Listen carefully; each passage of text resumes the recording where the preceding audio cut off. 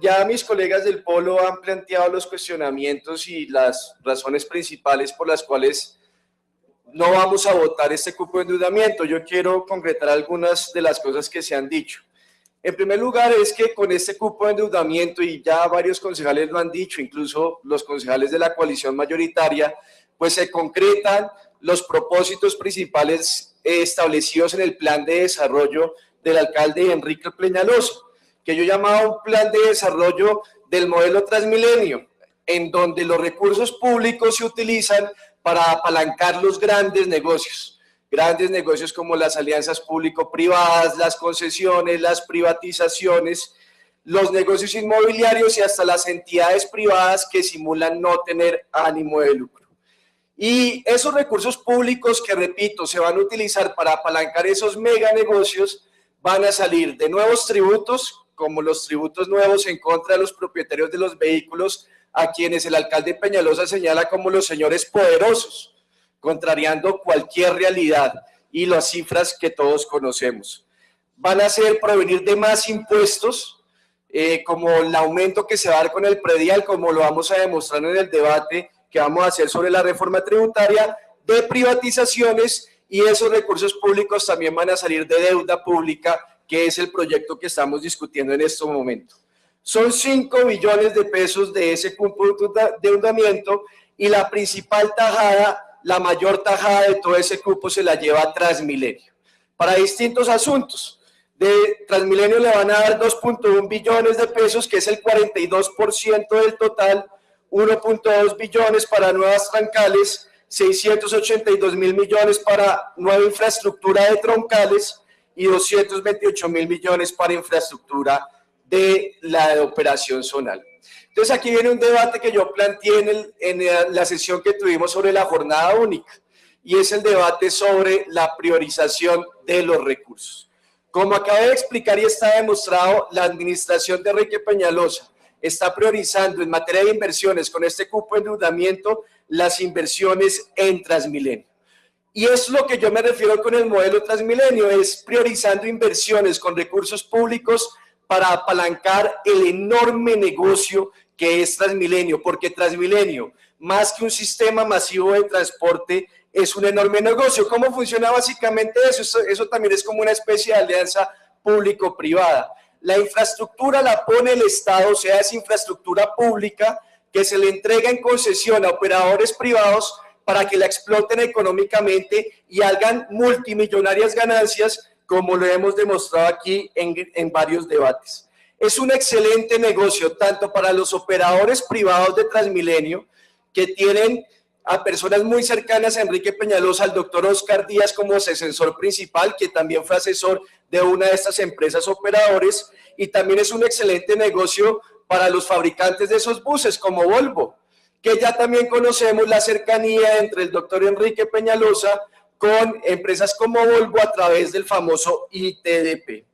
Alguien podría decir, eso no es cierto, lo que usted está diciendo no es cierto, porque eso son inversiones para mejorar la movilidad de la ciudad, y con eso se va a elevar el nivel de vida de los ciudadanos, menos trancones, menos tiempos para irse a las casas y demás. Y yo frente a esto quiero señalar algunos asuntos que creo que son medulares en esta discusión. Con lo que está planteando en el cupo de endeudamiento y en toda la propuesta general del plan de desarrollo del alcalde Peñalosa, esta administración, doctor Holman Morris, le sigue apostando a Transmilenio como el eje central del sistema público de transporte. Se están planteando 170 kilómetros adicionales de troncales para Transmilenio sin estudios. No nos han mostrado estudios ni de los proyectos ni de las troncales concretas nuevas, porque todo eso está en diseño en este momento, si es que ya lo contrataron, ni tampoco estudios de demanda. A mí me llamó la atención una cosa, doctor Bocarejo, en su presentación usted nos mostró como unos estudios de las nuevas vías, de las vías para los vehículos, de cómo se iba a aumentar el tiempo y demás. Pero cuando se refirió a las troncales de Transmilenio, pues usted no nos dio esos estudios de demanda ni nos mostró esas gráficas, y tampoco lo hizo la gerente de Transmilenio, cosa que me llamó la atención, e insisto, todavía no tienen los estudios de demanda que demuestren la necesidad de construir rápidamente esas nuevas troncales de Transmilenio. Y esas nuevas troncales de Transmilenio se van a hacer en los principales corredores viales, y yo sobre esto quiero llamar la atención. Bueno, el de la séptima, una troncal que no cabe en esa avenida, como ya lo demostró un estudio de la Facultad de Ingeniería Civil de la Universidad Santo Tomás, que va a ser supremamente cara por la cantidad de predios que hay que comprar y por los deprimidos que hay que hacer. Pero entonces aquí hago una pregunta clave del debate. Si se están planteando hacer en los principales corredores viales troncales de Transmilenio, ¿dónde queda la red del metro, concejal Holman Morris? Porque el problema no es la primera línea del metro. Bueno, la primera línea del metro ya está más o menos embolatada, porque como aquí hemos explicado, eso no es un metro, sino un metrico. Pero quiero centrar el debate en este momento es ¿dónde queda la red de metro que necesita Bogotá? Porque no es solamente una línea, es una red. Y resulta que estuve revisando el estudio de CENER del año 2009, y por las avenidas que ustedes están planteando hacer Transmilenio, CENER en el año 2009 señaló que ahí debería haber metro, como por ejemplo la Boyacá y la avenida Ciudad de Cali. Y aquí sí nos tienen que demostrar técnicamente, y esto tiene que ver con un principio que es el de la planificación, y sobre todo planificación a largo plazo, ¿por qué donde se habían diseñado líneas del metro, el alcalde Peñalosa ahora está proponiendo Transmilenio? Y ese es un debate de fondo, porque es el mismo debate del año 2000, cuando el alcalde Peñalosa nos cambió el metro por la Caracas por el sistema de buses pegados como es Transmilenio. Miren ustedes cómo el alcalde se la sigue jugando con Transmilenio por encima del metro. En total el distrito en estos 4 años invertiría 4 billones de pesos en el metro, y en troncales de Transmilenio invertiría 7 billones de pesos, 3 billones más de lo que le va a destinar al metro, perdón, 3 billones más a Transmilenio.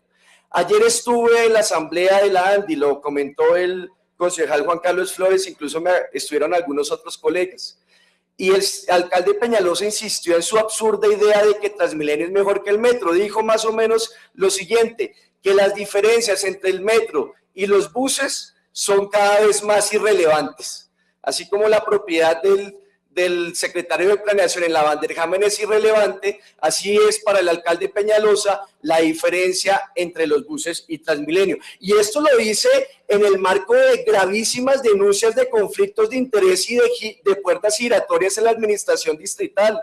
Repito, el alcalde, antes de posesionarse como alcalde mayor de Bogotá, era presidente de una organización mundial financiada por Volvo dedicada a promover los negocios de los buses por encima de los metros. Y tiene como su asesor de cabecera en materia de movilidad a una persona que también ha asesorado y ha tenido negocios con operadores privados del sistema, como es el Grupo Express y como la empresa encargado del recaudo.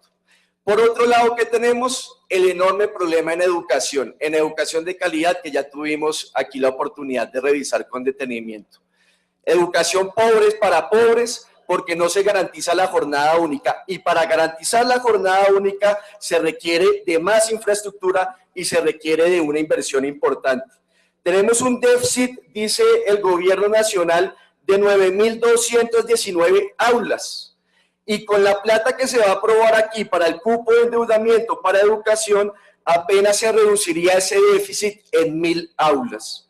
Ya aquí lo estamos planteando, lo señaló el concejal Juan Carlos Flores, los 30 colegios son totalmente insuficientes para llegar a la meta del 30% en jornada única, se va a insistir en el mal remedio de jornada única, pero entonces aquí viene el debate de fondo, y es ¿a qué le priorizamos los recursos? ¿A las nuevas troncales de Transmilenio que van a acabar con la posibilidad de hacer una red de metros, o al tema de la jornada única? En el polo estamos planteando que se debe dar una prioridad a la jornada única. Y esto es una definición política, pero yo quiero leerle rápidamente las conclusiones de una investigación de la profesora Dana Mitra, doctora, ella sí tiene PhD, no como el alcalde Peñalosa, doctora en análisis de políticas públicas de la Universidad de Stanford y profesora de la Universidad de Pensilvania de la Facultad de Educación. Y dice una investigación, leo rápidamente las conclusiones. La investigación muestra que individuos que se gradúan y tienen acceso a educación de calidad en primaria y en secundaria son más propensos a encontrar empleo, tener familias estables, tanto que hablábamos de violencia intrafamiliar, y ser ciudadanos activos y productivos. También son menos propensos a cometer crímenes serios, menos propensos a demandar grandes cuantías de recursos del sistema de salud pública y menos dados a estar vinculados a programas de asistencia. O sea, miren las externalidades de una buena educación de calidad en primaria y secundaria, se reducen ciertos costos en el futuro. Y concluye, invertir en educación pública es, entonces, mucho más costo efectivo para el Estado que pagar sociales y económicas de colegios de mala calidad. Entonces, repito, con la plata que le estamos dando a educación, que es apenas el 7% del total del cupo de endeudamiento, que es 6 veces menos de lo que se le va a dar a Transmilenio, pues no se resuelve el problema de fondo de la jornada única de verdad, pero sí se priorizan los grandes negocios que ya he explicado aquí de Volvo y de los operadores privados.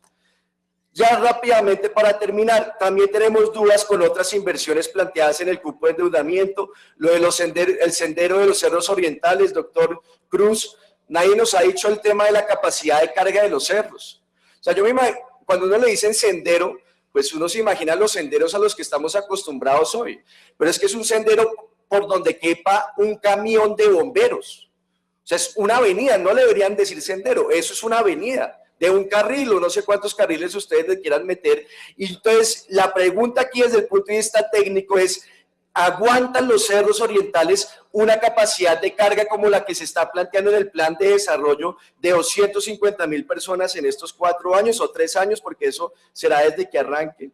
Ya la doctora Brigitte Baptiste llamó la atención sobre esto, porque salió que el último fin de semana al sendero de la Quebrada La Vieja subieron 4.130 personas. Y comento, eso puede afectar la capacidad de carga, que es como funciona el Parque El Tayrona. Los que hemos ido, cuando ya se supera una capacidad de carga, cierran el parque y no entra nadie más, porque eso tiene sus consideraciones técnicas desde el punto de vista ambiental. Lo de salud, ya lo dijo aquí el doctor Cardoso, lo repitió el concejal Sanguino, pues la plata para pagar pasivos, muchas dudas, yo diría que no se puede de acuerdo con el decreto 2551, y los 40,000 millones para estructurar APP, lo señaló el concejal Flores también. Ayer el alcalde Peñalosa reconoció que están teniendo dificultades, grandes dificultades para encontrar proponentes para esas APPs.